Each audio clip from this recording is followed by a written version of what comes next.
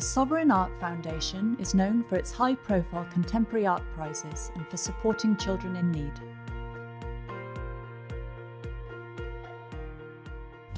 Sovereign, they've got a two-way street going on. On the one hand, they're very much into promoting up-and-coming artists, but they're directly into using art with less fortunate children. They really see art as an active way of liberating the kids in countries who are oppressed.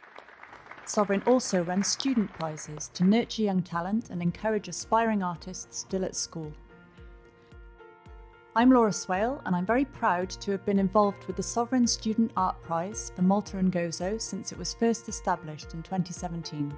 The prize started small, and now not only have we got so many more entries, the quality of the work is improving year on year as more students get involved and get excited about the competition. Well, the Sovereign Art Prize, the purpose of it is twofold. So firstly, it's to raise awareness for the work of the Sovereign Art Foundation, which raises funds for underprivileged children. But secondly, we want to promote and develop art talent within the school system. So we do that by providing a prize which rewards students for their work. The prizes are very good. So we have two. We have a judge's prize, which is €500 for the student. We then have a public vote prize, which is €300 for the student. It works through participation with the schools. So we invite the students to apply through their schools, through their art teachers. The school also wins a cash prize. So for the judge's prize, for instance, a school will receive a cash prize of €1,500. For the public vote prize, that's €800. So that then they can use to improve their facilities for art within the classrooms. It means a lot to me. And also with the money, I also bought a lot of acrylics, art media like dry pastels, ink, oil pastels, poster paint, and it really helped a lot.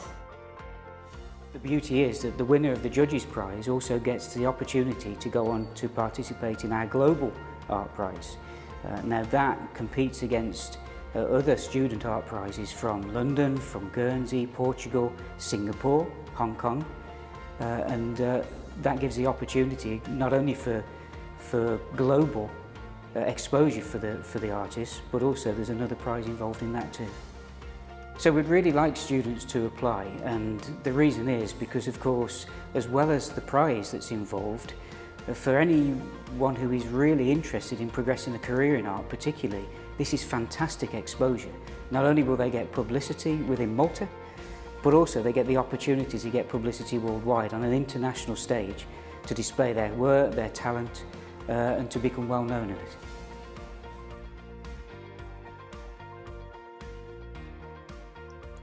Ylenia, thank you for joining us. You're Maltese and you're a student at the Malta Visual and Performing Arts School. You've had some amazing success with the Sovereign Student Art Prize, being a winner of the Judges' Prize in 2021 and then a finalist again in 2022. Congratulations. Tell us a little bit about your art. My preferred subject choice is portraits. I like portraits because even though it's one subject matter, it's extremely versatile.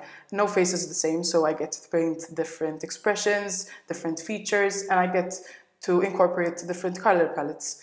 I paint both men and women, and I try to change up backgrounds every time.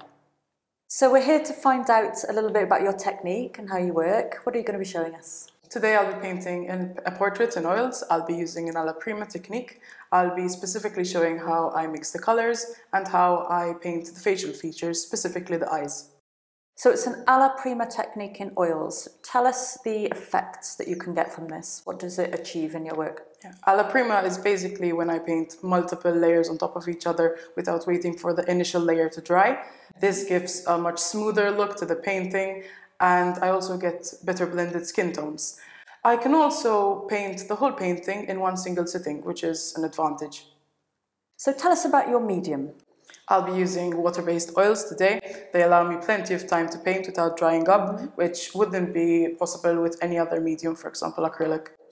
And which kind of paints do you have here today on the table? Yeah, today I'll be using the Cobra water-based oils, What I specifically like about this brand is the rich pigments they use and the wide variety of colors they offer. These oil paints also have the same viscosity of normal traditional oil paints without the use of any harmful solvents. You just need to use water. So this is essentially better for our health and the environment without compromising the quality of the paint.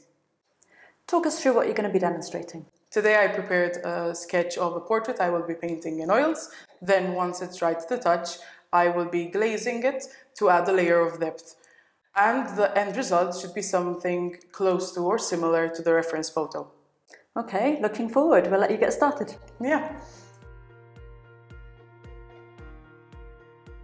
So now to start with the skin tones, I'll start off by mixing like a base orange, which I use for all the skin tones I create.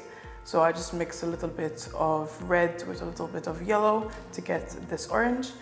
Then I add some white and some brown depending on the skin tone I'm creating.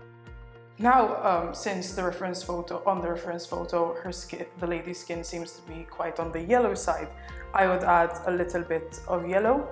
Now over here, I mixed a little bit of ultramarine blue with burnt umber, which gives me this basically dark brown, which I use instead of black, since black is quite harsh.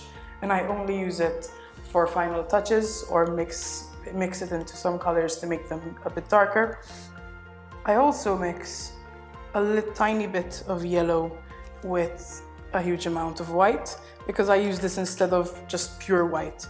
So I leave the pure white just for the highlights at the end. I mix the paint straight from the tube. I don't mix it with any water beforehand, etc. And then I add the water continuously as I'm painting once the paint starts to dry up a bit. When painting, it's important to start from the dark tones, which are essentially the shadows and the dark areas. For example, when doing the eyes, they're the eyelashes and the pupil. Then you move on to the midtones, which are the browns and the yellow ochres of the skin. It's also important to not overblend or overdefine features in the face, because this would just make the painting look less realistic. It's also important to identify the subtle undertones and hues in the skin. Most commonly are blue, green, and purple. These undertones will make your painting look much more realistic. Then finally, the final step would be to add the highlights. That is when you actually use the pure white from the tube.